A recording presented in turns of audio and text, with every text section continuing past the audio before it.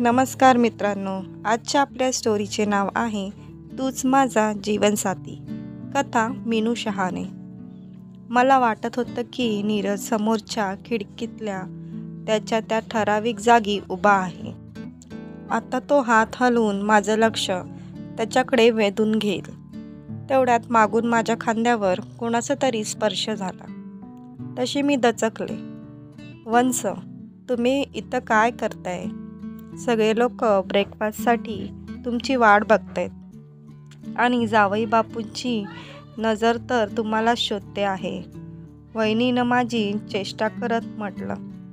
सगळेच आनंदात हसत बोलत ब्रेकफास्ट घेत होते, पण मला मात्र काहीच आवडत नव्हतं. मी उगीच काहीतरी चिवडत बसले होते.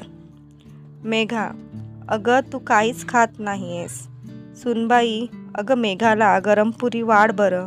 आईनं वहिनीला हुकूमच दिला. नको, मला काहीच नकोय, झालंय माझं. मी ताडकन उठले. प्रदीपदादा माझ्याकडे रोखून बघत होता. मलाही त्याचा खूप राग आला होता.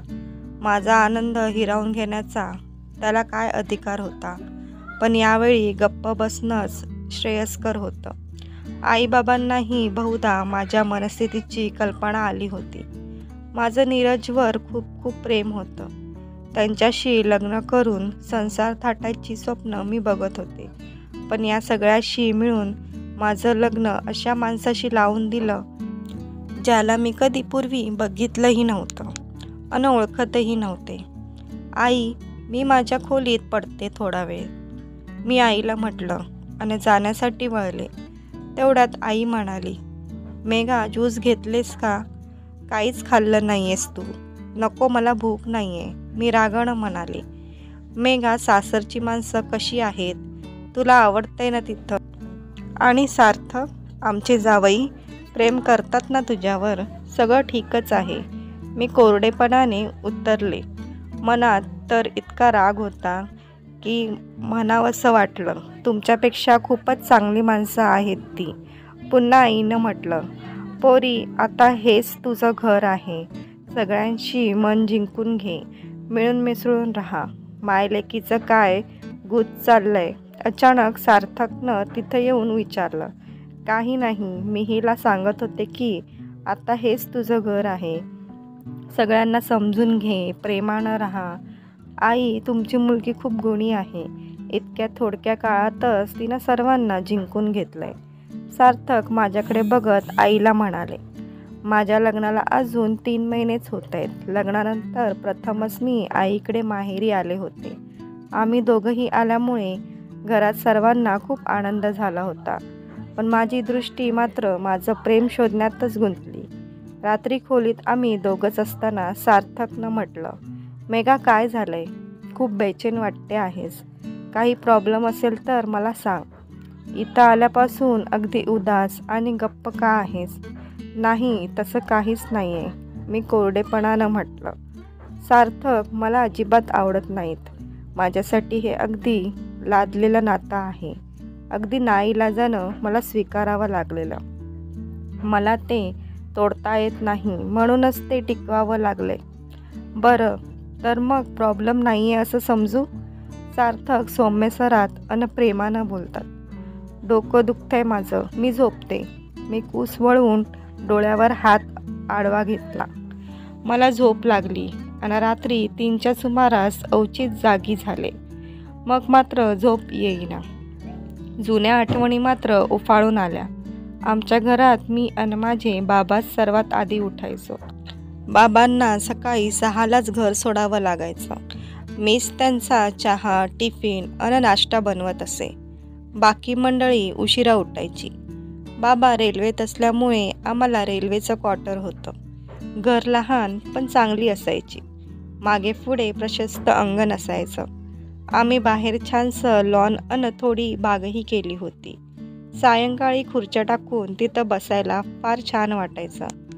समोरच माझ्या मैत्रिणीचं, नम्रताचं घर होतं. तिचेही वडील रेल्वेतच होते, पण माझ्या बाबांसारखी त्यांची पोस्ट मोठी नव्हती. मी आणि नम्रता चांगल्या मैत्रिणी होतो.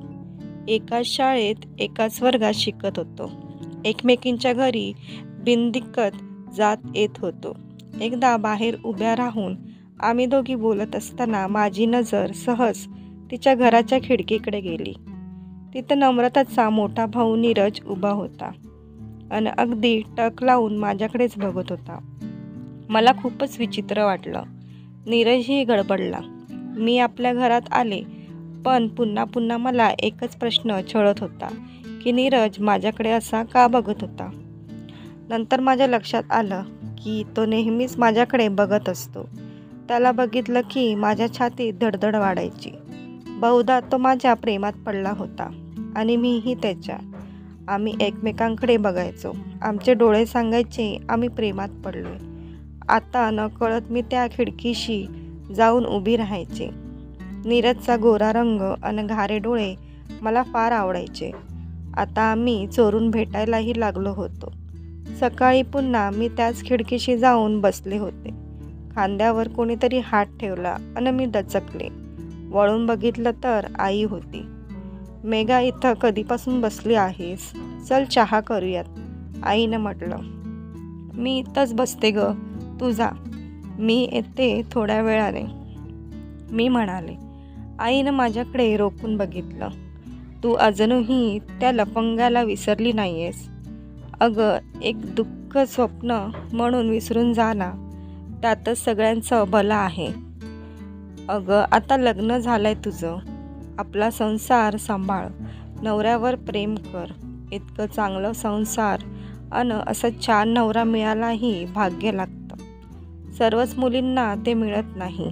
आई अगदी रागानं पण कळवळून बोलत होती. मला रडायलाच आलं. माझी चूक काय होती? तर मी प्रेम केलं होतं. प्रेम करणं हा काही गुन्हा नाही आहे आणि ज्या माणसावर माझं प्रेम नाही आहे तो माणूस फक्त माझा नवरा झाला म्हणून त्याच्यावर प्रेम करायचं कसं शक्य आहे आता? आणि रडतेस कशाला? पुढील भाग नक्की बघा आणि स्टोरी आवडल्यास व्हिडिओला लाईक करा आणि चॅनलला सबस्क्राईब करायला विसरू नका.